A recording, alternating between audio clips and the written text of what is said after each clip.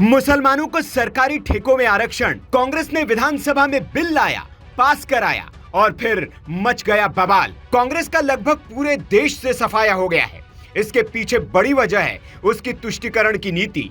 इसी नीति का विरोध करके बीजेपी ने कांग्रेस पर एंटी हिंदू होने का ठप्पा लगा दिया है और नतीजा ये हो रहा है कि हिंदू कांग्रेस से छिटकते जा रहे हैं। लेकिन फिर भी कांग्रेस अपनी हरकतों से बाज नहीं आ रही है। अभी कर्नाटक में कांग्रेस ने ऐसा फैसला ले लिया है जिसके बाद बीजेपी को एक बार फिर मौका मिल गया है कांग्रेस को मुस्लिम हितैषी और हिंदू विरोधी साबित करने का।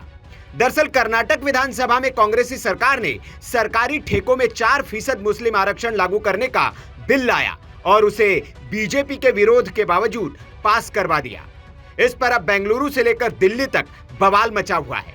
विधानसभा में विपक्ष ने इस बिल के विरोध में जमकर हंगामा किया, तो वहीं दिल्ली में बीजेपी सांसद संबित पात्रा ने कांग्रेस नेता राहुल गांधी को आलमगीर राहुल जेब बता दिया है। इनके इंडिया अलायंस वाले इन्हीं से छीन ले जाएंगे। शहजादे के ये ख्वाब ख्वाब ही रह जाएंगे। वे जहां पनाह कभी न बन पाएंगे, आपना कभी न बन पाएंगे। इसलिए मैं कहता हूं कि राहुल बाबा, आपसे ना हो पाएगा।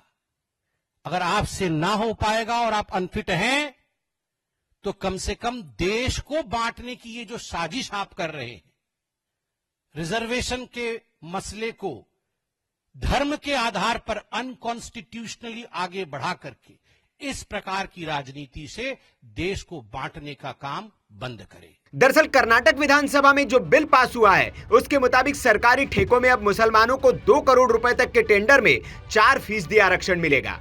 यह आरक्षण ओबीसी कैटेगरी 2B से दिया गया है, यानी ओबीसी और पिछड़ों के अधिकारों में सेंधमारी करके मुस्लिमों को आरक्षण दिया गया है। यह आरोप बीजेपी का है। अब सवाल ये कि मुस्लिमों को धर्म के नाम पर आरक्षण देकर कांग्रेस करना क्या चाहती है।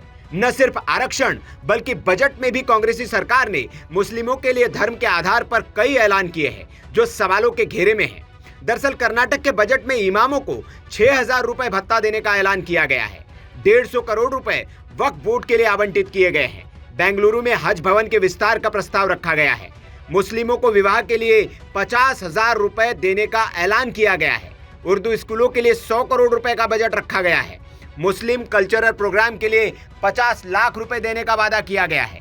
वहीं मुस्लिम बहुल इलाके में ITI कॉलेज खोलने का ऐलान किया गया है। मुस्लिम स्टूडेंट के लिए 50% फीस में छूट का ऐलान किया गया है। मुस्लिम छात्राओं को सेल्फ डिफेंस ट्रेनिंग देने का भी वादा किया गया है। मुस्लिम कॉलोनी के लिए 1,000 करोड़ रुपए दिए जाने का इस बजट में प्रस्ताव रखा गया है। अब सवाल ये कि सिर्फ मुस्लिमों पर धर्म के आधार पर मेहरबानी क्यों, और अगर बाकी राज्यों में सरकारें ऐसे ही हिंदुओं या किसी और धर्म विशेष के नाम पर ऐलान करेगी तो कांग्रेस को यह हजम होगा। Bureau report, VK news. VK news, राष्ट्र के नाम।